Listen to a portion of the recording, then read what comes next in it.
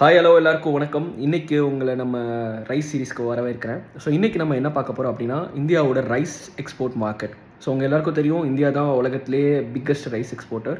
But ஆனால் நம்ம இந்த லாஸ்ட் 5 இயர்ஸில் இதோட வேல்யூ என்ன அப்படின்னு சொல்லி பார்த்தீங்க அப்படின்னா, 2020க்கும் இப்போக்கும் நீங்கள் பார்க்கும்போது பாஸ்மதி ரைஸ் வந்து 4.6 மில்லியன் மெட்ரிக் டன்லேருந்து 6 மில்லியன் மெட்ரிக் டன்னுக்கு வந்திருக்கு.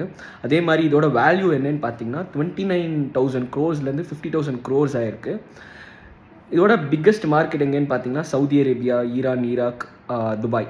ஸோ இது வந்து பாஸ்மதி ரைஸ். இது நான் பாஸ்மதி ரைஸில் பார்த்தீங்க அப்படின்னா 5 இயர்ஸில் வந்து 13 மில்லியன் மெட்ரிக் டன்லேருந்து 14 மில்லியன் மெட்ரிக் டன்னாக இருக்குது. அதே மாதிரி இதோட வேல்யூ பார்த்தீங்க அப்படின்னா 35,000 crores-லேருந்து 55,000 crores ஆகிருக்கு.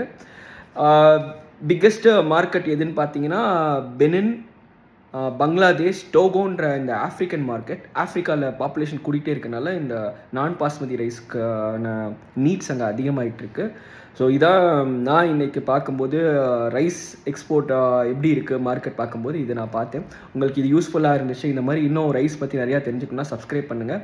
ரைஸ் யாருக்கும் பிடிச்சி எக்ஸ்போர்ட் பண்ணுறாங்க அப்படின்னா, அவங்களுக்கும் இம்போர்ட் பண்ணுறாங்க அப்படின்னா, உங்களுக்கு தெரிஞ்ச ஃபாரினில் யாரோ இந்த மாதிரி அரிசி இம்போர்ட் பண்ணுறாங்கன்னா அவங்களுக்கு இந்த இதை ஷேர் பண்ணுங்கள். டாடா பாய்.